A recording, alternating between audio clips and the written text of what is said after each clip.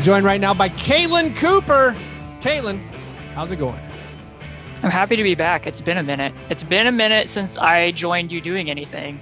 It's been a minute since you've been on Fastbreak Breakfast. What are you talking about? People wait years to come on Fastbreak Breakfast. Cailtlin, you've been on like 5 times this year, right? Yeah, no, I was just thinking back that the last time I did anything with you was the draft lottery night when, Right, yeah, that was like 2 months ago. when the Pacers' hopes were dashed and they fell down to 6. There are people out there. First of all, there's that whole ocean of people who've never been on the show. It's true. This is a hot ticket. There's some guests who, you know what? It's been years, and I hope they get the hint. Well, I don't think you know how influential you are, because there's literally been people who have contacted me and said, we want to have you on the podcast because we heard you on Fast Break Breakfast. I'll tell you what it really is, Cailtlin. I've seen you go on some big shows. Like, I've seen you go on some other, not my show, other big shows.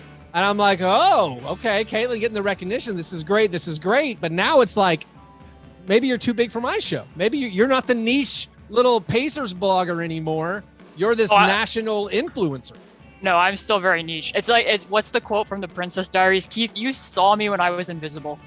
I'm still kind of invisible, but you were having me on early. Podcasting tip. I would have said, what's the quote from the Princess Diaries? And then I would have let that just sit there for a while and make me have a blank stare. I don't know what the quote from the Princess Diaries is. Is that on shirts? Does everyone know this? Does everyone know? Is this quote famous? No. I watched that like 2 weeks ago and it stuck in my head. So I've been around a long time. No one has ever said to me, what's that quote from the Princess Diaries?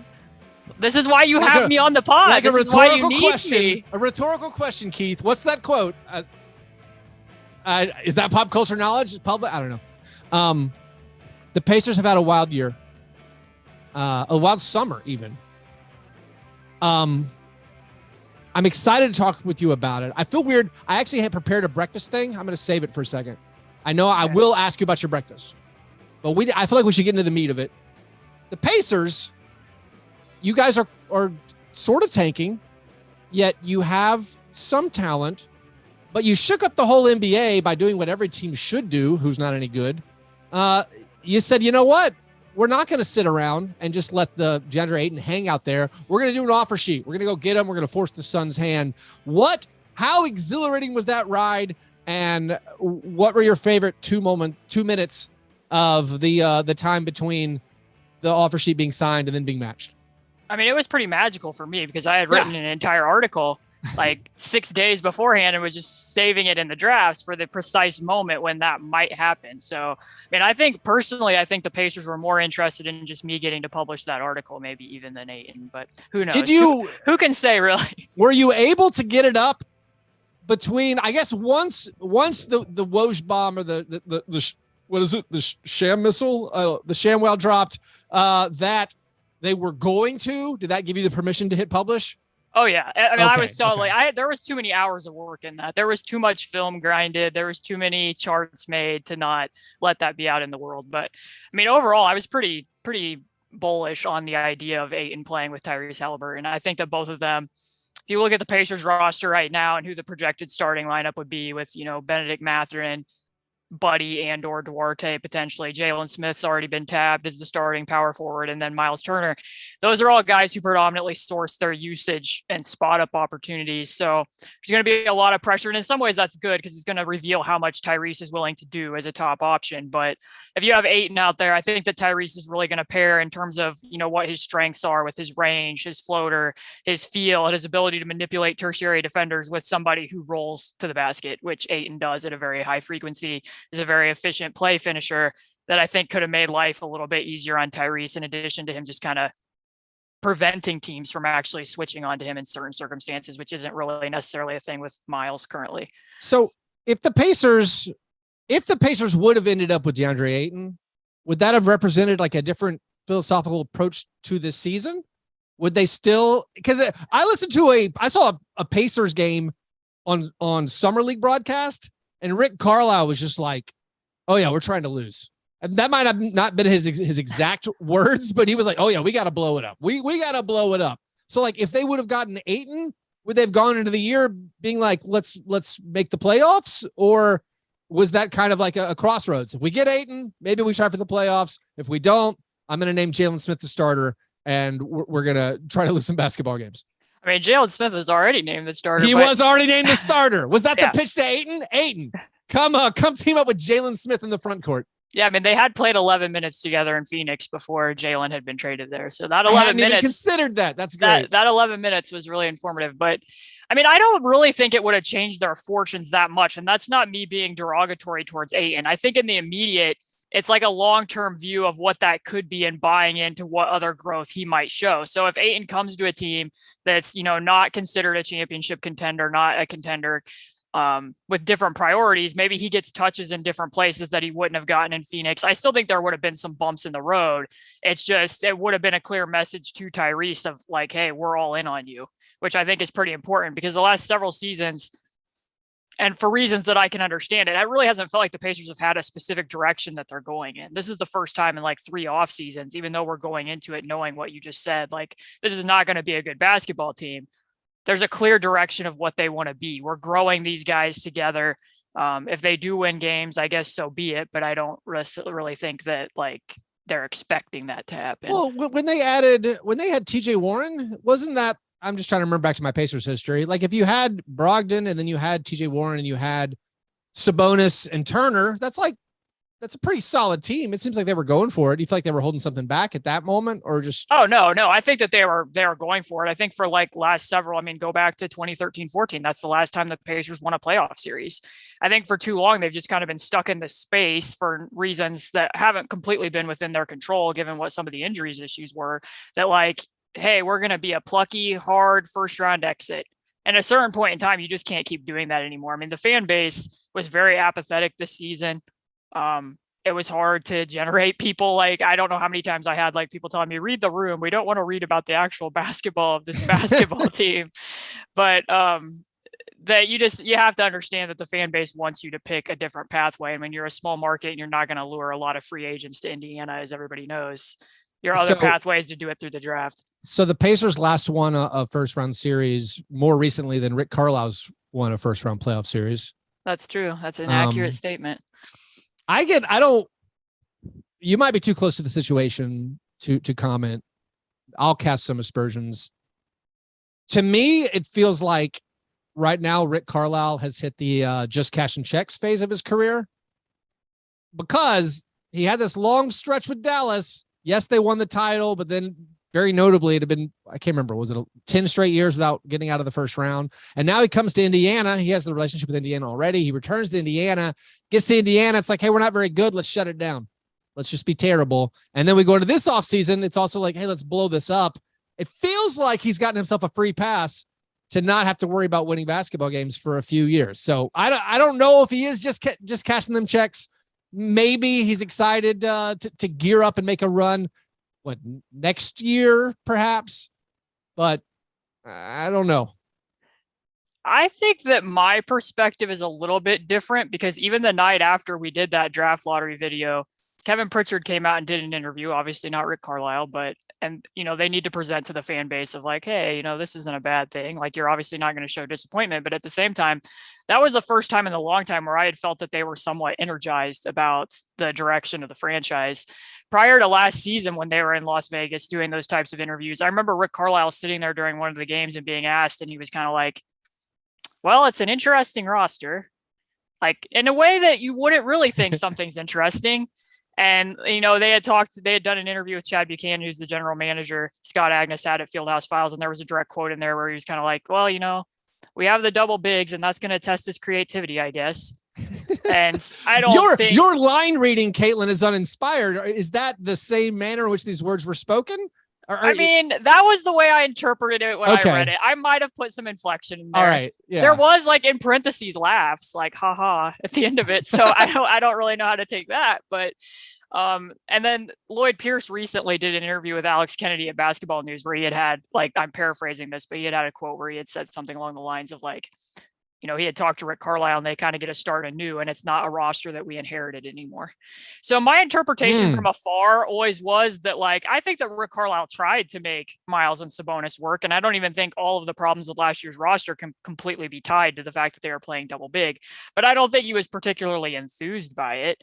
And it's the sense of, like, if the outsider perspective is that Rick Carlisle gave the Pacers a push, I mean, it had been rumored in the past that Kevin Pritchard had wanted to hit, reset, rebuild, and that wasn't something that Herb Simon was interested in.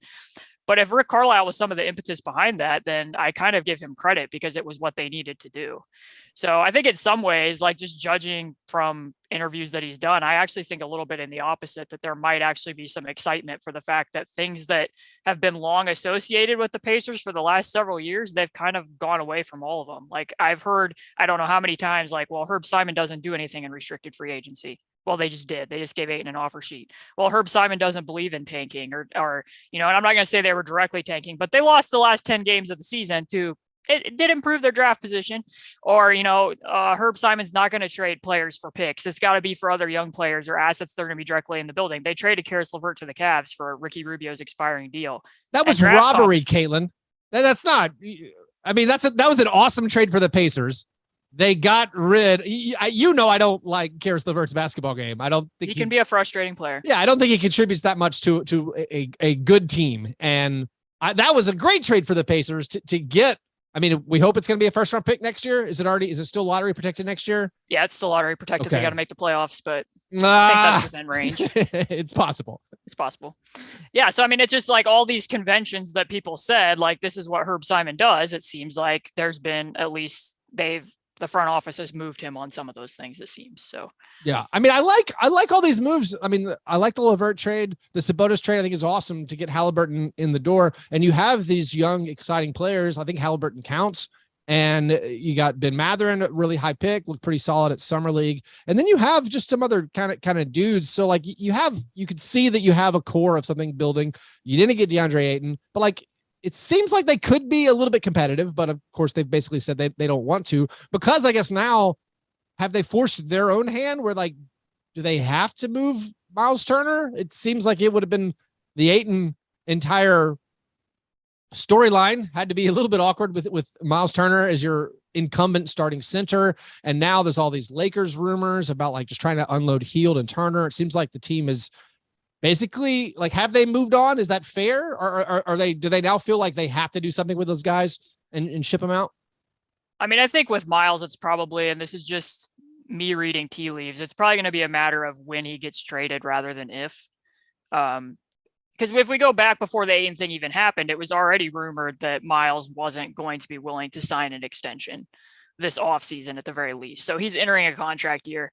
I can't imagine that the Pacers going and pursuing an upgrade at his own position is something that further motivated him to move his stance on that for whatever his reason is. I mean, in the past, like when they went after Gordon Hayward and Miles was dangled in those talks, the Pacers could come back out to the table and be like, hey, we went as hard as we possibly could to get Gordon Hayward at this position of need. We needed a wing, but, we still believe in Miles. That's a lot harder to spin when you go after, Ayton, who's arguably a top 5, top 7 player at his position, to then be like, oh, yeah, that's a thing that we did, but we still believe in Miles. Like, there has to be some degree of hard feelings there. He's a human being. And I mean, in that respect, though, if they don't find a deal that they like, he is in a contract year.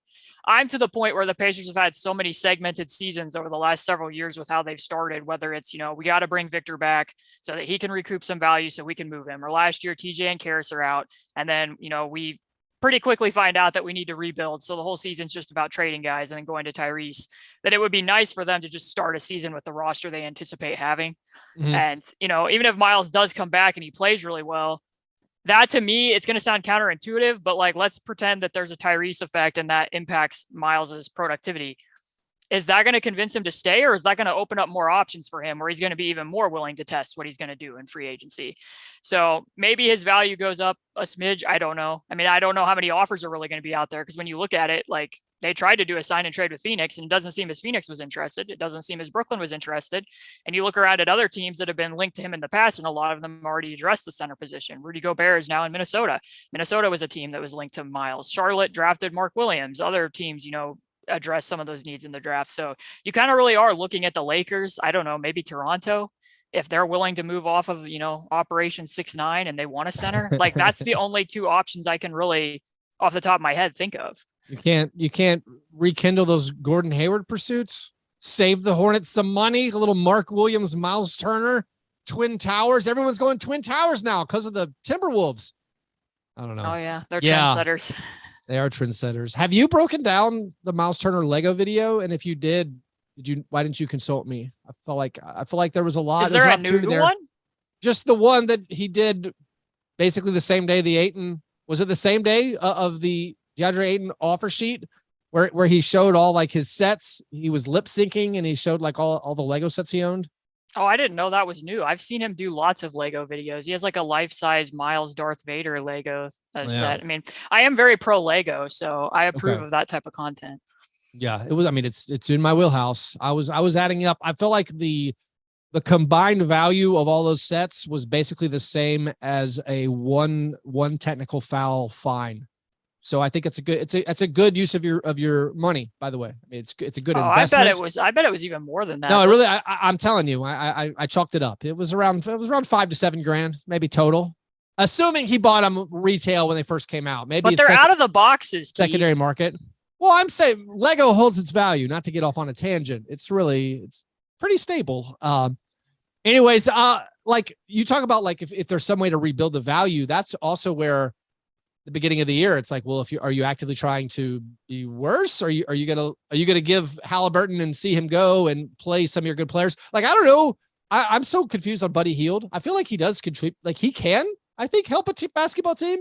He has arguably the most valuable skill in the NBA, which is shooting and being able to hit threes kind of off the bounce. And it seems like with Halliburton and Hield and Matherin, that's like, and Duarte, like those are decent players. It's a fine rotation. You guys are a little light in like the forward department, but then there is some talent on the team. It seems like, I don't know. Are they going to like just embrace that, hey, we're one of the worst teams, or are they going to try to be like, we could maybe be the 10th seed or the 9th seed. We could make the play in if we play well. Cause like, I'm not blown away by, I mean, the Knicks or the Wizards or the Hornets, and obviously the Magic, who knows? Like, I know the Pacers fans have basically wrapped their minds into we can lose, but I think they might accidentally end up being better than some of these other teams.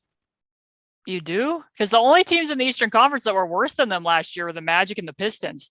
And if you told me that the Pistons finished with a better record than the Pacers, I wouldn't be surprised by that. I'm not going to be clear, I won't be shocked if the Pacers have the worst record in the East. But there's like a jumble of 6, I think. Maybe I should count them exactly, where like even teams that are supposed to be good, like the Bulls, like, is Lonzo Ball healthy? Is Zach LaVine going to be healthy? Like they're kind of shallow, but just like the Pistons, the Hornets, I'm scrolling up, the Magic, I think those teams could all be worse than the Pacers. Maybe not. Maybe the Buddy Hield stink is that pervasive that you can't overcome it. I'm just curious, like if they start out like 1-9, Miles Turner's record value is never going to go up. Like, and so I don't know. Maybe I'm too in my offseason mode where every player has so much promise and I get a little optimistic about everybody. I mean, the thing that I would go back to is, I mean, you saw the Pacers play the Memphis Grizzlies at the end of the year. Did you not? They lost by 50 on like two separate times. And they also went up to Toronto and lost by 40 and a speaker caught on fire. And I'm not entirely sure if it wasn't out of self-immolation based on what the speaker was seeing from above the court. But I mean, they're not bringing back. Is it going to be Dwayne Washington and Lance Stevenson again? Or who was that other guy? There was some guy I picked up for our negative fantasy league who ended up getting waived, and I didn't have any more roster moves. I was very upset. He got waived in the final week of the season. I mean, it's not going to be Dwayne and Lance, and I do like a lot of the players that they have, and I'm interested to see what more that they can do. But the point being is like they were playing the Pistons late in the year in the fourth quarter, and it was like kind of a tank off to a degree. Only you could look at the Pistons, and they sat Cade Cunningham, they sat Isaiah Stewart, they sat Saddiq Bey in the fourth quarter. Meanwhile, the Pacers were playing Tyrese and Buddy and their guys during the fourth quarter, and they were also to the point of full court trapping the Detroit Pistons, and they lost that game. Against Carson Edwards had shown up like 6 hours before that game started. So that was kind of like, I'm not putting everything in that, but that was kind of when I started evaluating based on what they've done. They've moved Brogdon and done other things that, I don't think that they were a Brogdon and a Miles away from being a competitive basketball team. Like, even if Miles and Buddy are playing well for them, and just to correct some things, Buddy Hield did play well for the Pacers after that trade that came over. It doesn't necessarily reflect it in the 3-point percentage, but what he did from a spacing standpoint showed up from the minute he stepped on the court. So for like a team like the Lakers, I understand that it's not going to fix the Lakers spacing. One guy isn't going to completely fix your spacing problems, but like, just as a specific example, like the very first game that they play, they have Tyrese coming off of double ball screens. Buddy Hield is the first screener. Isaiah Jackson's the second screener. And you have Chris Duarte in the weak side corner. Buddy's standing at, 26 feet and out. His defender does not have 1 foot in the paint tagging Isaiah Jackson. Like, that's an easy lob for Tyrese to make. That Chris Duarte's defender is not coming off of Chris Duarte, versus earlier in the year, you have like Brogdon coming off of double screens from Turner and Sabonis, and Turner's guys already standing in the paint, and TJ McConnell's in the weak side corner. Like, that alone made a difference with Buddy. Plus, he got to the rim more often. His assist percentage was up. Like, he played well for them. What you needed him to do. So you just went from making me feel silly for thinking the Pacers could be okay to now you're breaking down this play with Buddy and Isaiah Jackson and Chris Duarte and Halliburton, and I'm like, that sounds good. You've got me excited it's functional, but they weren't winning games. Like, the four of them were out on the court. They didn't want to win games. Was better, but do they want to win games now? That's the question again. What do you think about the trade package that's been rumored from the Lakers? I thought the Westbrook and 1 pick felt insulting. Yeah. But then it like you've already spelled out, there's apparently no market for Miles Turner. Like, is it just 2 picks? Is Westbrook and 2 picks? That's good enough. Let's do that deal and help out. It feels like helping out the Lakers, and obviously you help out. I think I guess cashing those guys in for 2 picks in the 5 years from now is something worthwhile. I mean, I don't know that I'm necessarily excited about it, but when you look at it, eventually LeBron is going to show more age. So those picks probably are going to be pretty good picks. I mean, I think that 1 pick is kind of ridiculous because the 1 pick should be compensation for taking Russell Westbrook. Yeah. So you're not getting anything. Like, I think that, like I said, I think Buddy was good for the Pacers. I think that he would help the Lakers, and Miles to a degree. I mean, I guess maybe from the Lakers perspective, and this is probably, let's not aggregate what I'm about to say, but I do have this question for the Lakers. Miles and Buddy would help certain things that they didn't have last year. I think that they're both good players. Here's a question for you. Do you think they would be in the closing lineup for the Los Angeles Lakers, either one of them? As opposed to Lonnie Walker? As opposed to... Okay, but are you going to play double big? Anderson? Are the Lakers going to go double big? Yeah. Or are they going to play AD at the 5 in late crunch time situations, or when they really need to get a win, like if they were in the playoffs? I think it's a fair question, and I mean, I think I would play Miles and AD and LeBron and Buddy, and who's the 5th best Laker? It's not Austin? Is it Austin Reeves? Am I forgetting a Lakers player right now? I mean, I'm kind of imagining Buddy being high up on the possessions counted list, but as you say, like, who's the current best 3-point shooter on the Lakers? Is it LeBron? Like, if they don't get Buddy and Miles, who is the best 3-point shooter playing for the Lakers? No, it is LeBron. It is LeBron. I mean, LeBron's isn't he the only guy on the team who shot over 33% last year? I feel like that's a stat that I heard and I filed away. And I feel like that they will be worse this year because at least in theory, they had guys who should have made shots last year. Yeah. Like, look at their current list of players. Yeah. No, the Lakers I think are awful. The Lakers I think are like truly a bad team. And I understand where you shouldn't chase good money after bad and like trade away your picks, but also this is it with LeBron, and I don't know, like maybe they can't run it back. And the weird thing that is between both teams is both teams can probably say, well, that trade package isn't going anywhere. Like, the Lakers have every reason to be like, well, we're not going to give both picks right now because we're going to wait on Kyrie Irving because we don't think Buddy and Miles are going anywhere. And in the reverse, the Pacers are like, well, if you're not going to give us 2 firsts, where's Russell Westbrook going? Yeah. It just feels kind of like an epic stare off. Yeah. Let's finish on some of the upside guys, even if the team is going to be terrible. What did you see from Ben Mathurin? It seems like people were pretty fired up about his summer league. Yeah, I mean, I wouldn't say that anything that I saw from him in summer league was much different than what I thought during the pre-draft process. I thought, based on what I had seen of Arizona's offense, and Rick Carlisle did make mention of this after they drafted him, that he was going to be like a very Rick Carlisle player in terms of how they play flow game and what types of actions they put Mathurin into is stuff that Carlisle already runs with the Pacers. At Summer League, he scored on all three levels. I mean, some of the question marks people had, like with his handle and stuff, he did snake his dribble a few times. He created for himself, made a step back too. I thought he showed pretty good direction, coming off an away screen and motioning to get a rescreen or, automatically shooting against an under. Had a couple nice defensive on-ball possessions in isolation as well, which I think some of his defense can be a little bit iffy processing wise, but I mean, I think he's a really good fit next to Tyrese. And even some of the stuff that I couldn't nitpick during summer league, it's like, okay, but does that really matter if Tyrese is out there? Cause that's probably not something he's actually going to be doing. And when you have like what you mentioned before, if they do end up doing like a 3-guard type lineup and Duarte and Mathurin are both out there, you can just be running them off continuous flares and pins, have them as cutters. And Tyrese's eye manipulation is so good that I think that they'll play off of each other really well. I mean, what are their options? What are the Pacers' options that don't involve a 3-guard lineup? Exactly. Like, what is a wing? Do we even know? Right. And their entire roster is like, are we, well, are we counting Terry Taylor? What are we counting him? Terry Taylor is positionless, Keith. Positionless. We can't. That's why I'm so excited about the Pacers. Terry Taylor's incredible. How do they have him play in Summer League? You're telling me Chris Duarte and Gogo Batadze are too good for Summer League, but Terry Taylor's out there dominating?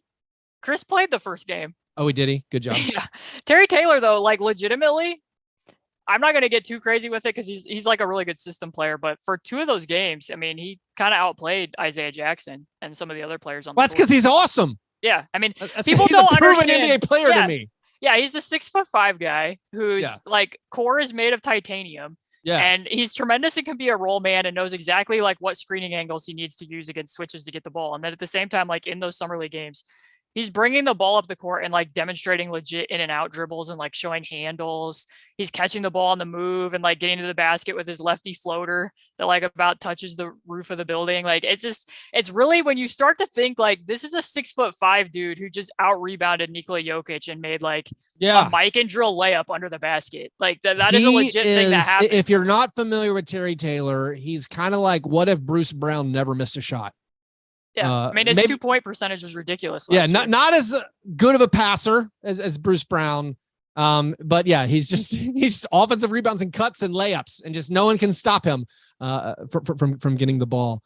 Want to make sure I did. Oh, I do have one more question, actually, and then I should ask you about your breakfast. When Jalen Smith was announced as the opening night starter in the beginning of July, was that surprising? Was that just Carlisle stirring the content pot for us? Like, I like Jalen Smith. Yeah. I think he's fine. I think he has some good promise. I thought it was weird the Suns just weren't interested in keeping him around for basically cheap. But was the announcement of, we don't know what we have, but we do know who our starting 4 is, and it's Jalen Smith. How did you take that news? I mean, in the Suns' perspective, they like to play like bigger wings at the 4, and Jalen, while he was in Phoenix, kind of had some problems defending in space, where Ayton's actually a little bit better at that than he is, though I do think he showed some strides and switches in certain circumstances with the Pacers. I was surprised that they were already willing to declare it, but at the same time, given that the Suns had already declined Jalen Smith's option and that there were limitations in what the Pacers were going to be able to offer him, there had to be some reason that Jalen wanted to stay. And when Jalen gave his interview, he mentioned numerous times like it wasn't about instant gratification, which led me to believe it was about opportunity. And so he had to have known there was going to be playing time there. They had to have told him like, hey, well, I'll let you come back and be a starter. I think that for me personally, I see him more as a 5 who can play the 4 in spots than a 4 who you could swing to the 5. I don't think he does a ton of things that I would necessarily classify as a 4. And his 3-point percentage started off like really hot for like the first 7 or 8 games and then kind of dipped back down to his career level. But in a lot of the games, he did stuff that was like, oh, I didn't know Jalen Smith could do that. I didn't know he could make a trailer 3, or I didn't know that you could run him off and the running baseline and he could move into the corner and hit a shot, or, some of the different stuff that he does. And he had the greatest rebounding impact of any of the bigs that the Pacers had, which is kind of important given what some of their weaknesses on that end of the floor have been. But yeah, I mean, I was a little bit surprised, but at the same time, he's making like Torrey Craig money. So if you start him at the 4 and it doesn't necessarily work, oh, well, like you have other options that you can move pieces around. Yeah, they didn't really pay him to be a starter. Yeah. So no harm there. What was your breakfast, Cailtlin? We did last. What a switch up. Did you have breakfast? I'm not going to surprise you here. It was a breakfast popsicle, Keith. Oh yeah, you've been doing the popsicles. It's a breakfast popsicle. What's the winner of your popsicle tasting challenge you've been doing all summer as you try off these different flavors? I've tried them all now. I've chased them all down. I've tried every Outshine fruit bar or pop. Strawberry's still the GOAT. Strawberry's still number one. I went into it with an open mind thinking that maybe something would knock it off, and two came very close. The peach and the grape are legit, Keith. The peach and the grape, those are legit bars. I don't think I've ever had a peach popsicle. I had a peach one this morning. Yeah. These are not, I mean, to refer to them as popsicles is almost frozen degrading. Fruit. What do you want to call it? It's almost degrading to Outshine to just call it a popsicle. What do they call it? Do you just call it an Outshine? Fruit bars. It's frozen fruit bar though. Yeah, frozen fruit bar. If you say fruit bar, if you ask someone, do you want a fruit bar? And then you hand them a popsicle, they'd be confused. So I don't think we can just call it a fruit bar. Well, Popsicle might have it branded as Popsicle. Isn't Popsicle a company? I mean, this is one thing that Kevin Pritchard shared shortly after that thread, that he's addicted to popsicles. He tweeted this. And I think that he needs to clarify. A brand name? I don't think that's true. It's not? Now I got to find out. I think it's like Kleenex. I think we just call things Kleenexes, but it's really Kleenex. Yeah, I think you obviously you're the expert. Yeah, when I Google popsicle, it shows me that the term is reserved. It's capitalized. Someone has a patent. See, and that's why we need to get further insight from Kevin Pritchard's tweet saying that he's addicted to popsicles after I made my popsicle thread, because does he mean popsicles or does he mean Outshine fruit bars? Because Outshine fruit bars, yeah, like I'm with you. But if we're talking about the artificial flavored ones, then I don't know. We're supposed to call them ice pops. Maybe that's what the internet's telling me. So my breakfast, you before you got on this big popsicle kick, you always recommended Pop-Tarts. Did you have the Pop-Tart? Here, I haven't even eaten it yet. I'm sure I actually put some butter on this. So the only Pop-Tart in my house, it's very, very old. It was a Boston cream pie Pop-Tart. Is there icing on it too? There's icing on it. This is not the correct recipe. It doesn't matter. You just said get Pop-Tarts, put a pat of butter on there, throw it in the microwave. It has to be unfrosted. It has to be unfrosted, or you're ruining the effect. I didn't have any unfrosted ones. I got this Boston cream pie with chocolate icing on the top. And I'm like, Caitlin's coming on the show. I'm going to put butter on top of this. I put butter on top of it. I put it in the microwave. I took it out. It smelled amazing, but it looked horrific. Well, yeah, because it's not supposed to be mixed with ice. I mean, listen, butter smells good. It's not supposed to be in the microwave either. But I'm going to take a bite right now. The butter has now congealed as we've talked. It's all, this is not warm anymore, but it's going to be a buttery. I'm nervous. It's really bad. Well, I'm sure it is because you didn't follow the recipe. The recipe is brown sugar cinnamon, unfrosted, toasted, with melted butter on the top. I'll tell you the biggest problem. I think this Pop-Tart might have passed its okay to eat by date. It's very chewy. I mean, I hope people watch this on YouTube because that did not look good when you took the bite out of it. Well, no Pop-Tarts have ever looked good, but the butter flavor was the best part. This, not okay. Not okay. I just want the listeners to know I did not recommend that. I did not recommend a Boston cream pie Pop-Tart with icing and butter congealed on top. I've made a mistake. Cailtlin, thanks for coming on. Enjoy your content. I look forward to you coming back on again sometime, but not too soon. I'm excited. Thanks, buddy. Yep, no problem. Thanks for having me on again. Yep, have a good day. See ya.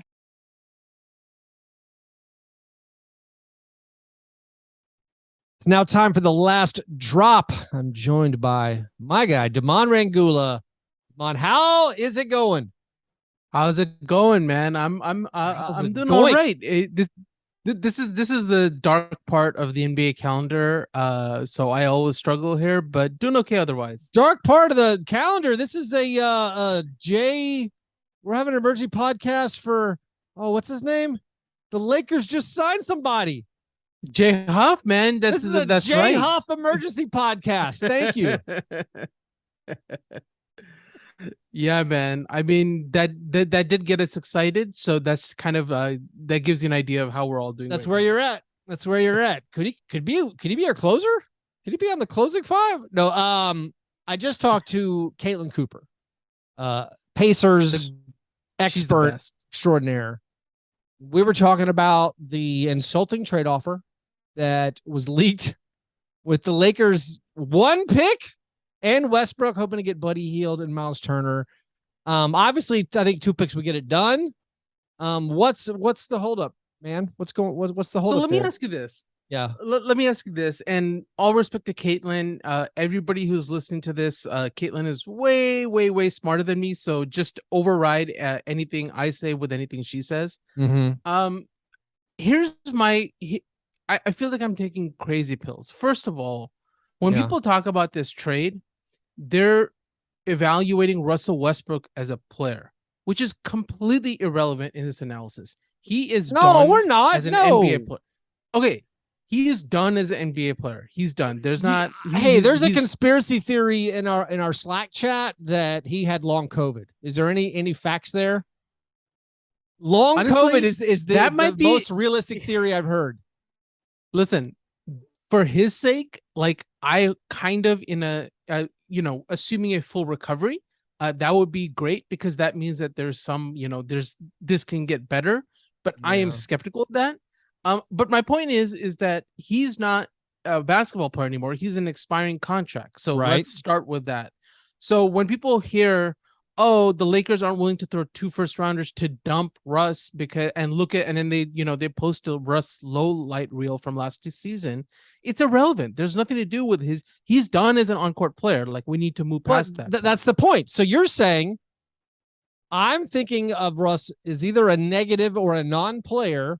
And you wouldn't spend, or the Lakers won't spend 2 picks to turn that into 2 basketball players. That's how I see it. Okay, fair enough. Let's talk about the actual trade. So the actual trade is Buddy Hield and Miles Turner, correct? Yeah. Well, sure. That's the one we're going to talk about, even if it's not the actual trade. But yes, Buddy Hield is an underwater contract. If you remove the Lakers from this equation, everybody would agree with this. When the Lakers get involved, it becomes a thing of like, oh, by the way, I am not prone to Laker exceptionalism. When it comes to this stuff, though, people really do lose their mind a little bit. Okay. Secondly, Miles Turner. The Pacers have been trying to trade Miles Turner for like 3 seasons. The bloom is off the rose. What I don't understand here is there's one contract that's underwater with Buddy Hield.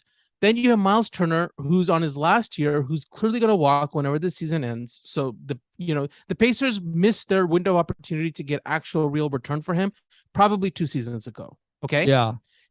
And so by the way, I'm not one of these people that says it's 1 first and that's it. Like I do think that there is still, like, for example, maybe there's a young player that the Pacers like that, the Lakers might not need, or Jay Huff.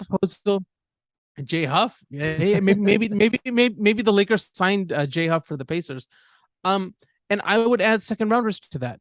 I just do not see why the Lakers need to put both firsts into this deal when I was willing to do that for Kyrie, because I think that Kyrie on this team, it's probably, I would not consider them a locked in contender, but they would have the outline of a contender with AD, LeBron, and Kyrie. Like they would be in the conversation, maybe on the fringes of the conversation. Go. I'll say, who makes more money next year?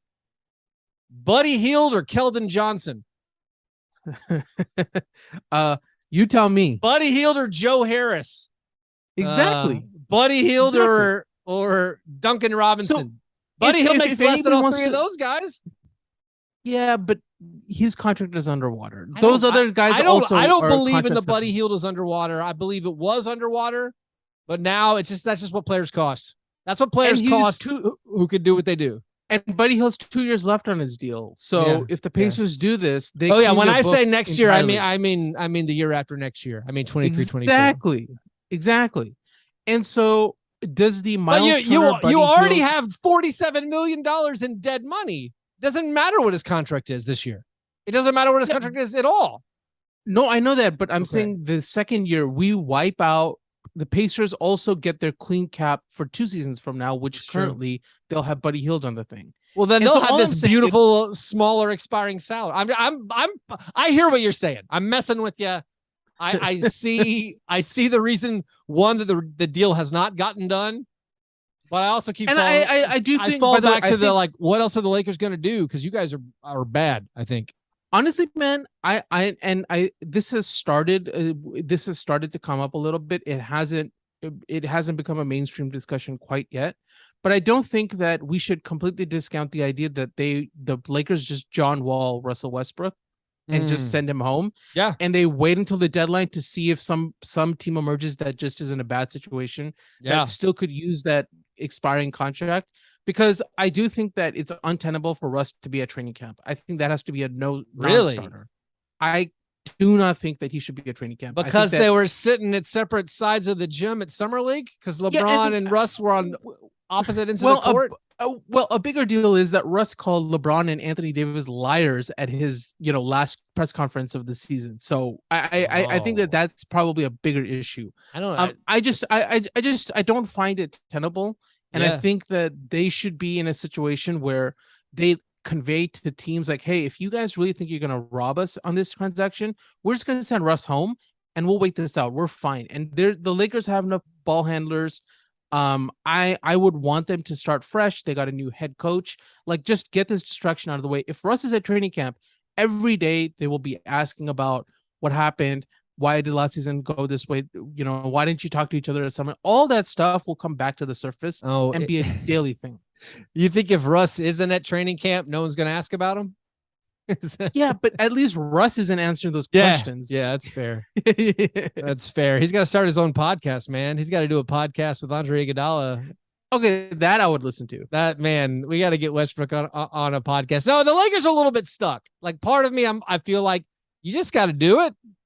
But okay, so the 2 first round thing. Yeah. The 2 first round thing. If the Lakers had put 2 first rounders on the table, I think the deal would have been done. Is that fair to say? I think that's what it seems like. I think it sounds like the Pacers would have done that. Yeah. Okay. So that means that if the Lakers throw in a couple of seconds and to kind of do it, maybe that's the way it ends up. The one thing that I'll say, and I think, in fact, like, I've hated the Lakers front office, especially the last 12 months. Yeah. I think that they've largely handled things okay. I think that the Kyrie situation just is as volatile because Kyrie is a volatile person. So they also didn't just lunge in and say, okay, we're all in, and then Kyrie still backs out of a deal like that. I think they handled that okay. I also think that it's July 27th. We have 2 months until training camp, and things really kick into gear. This still can happen anytime between now and then, right? And so there's no need for them to just say, okay, fine, 2 first, let's do it. Like, we got some time. So you can feel good. Cailtlin said the exact same thing. This deal isn't going anywhere. No one else is trading for Westbrook. Like, there's no one else to trade for Westbrook. And also, that apparently no one's paying anything for these Pacers guys. I honestly feel like for the Pacers, I understand holding out for even more. Like, what if Miles Turner looks good? What if Buddy Hield's on fire earlier in the season and people are like, oh, I will trade for him? If Buddy Hield was on clutch, you guys would have done the trade and extended him, though, right? I mean, that's there's no question. There's no question. I mean, we gave Lonnie Walker the mid-level, like, no questions asked. So yeah, there's no question about that. Yeah. Well, I can't say I'm cheering for you, Daman, but I am enjoying this part of this Lakers it's excruciating, man. Yeah. Well, thanks, buddy, for coming on, being a good sport as always, and look forward to you dropping in some other time. Yes, sir.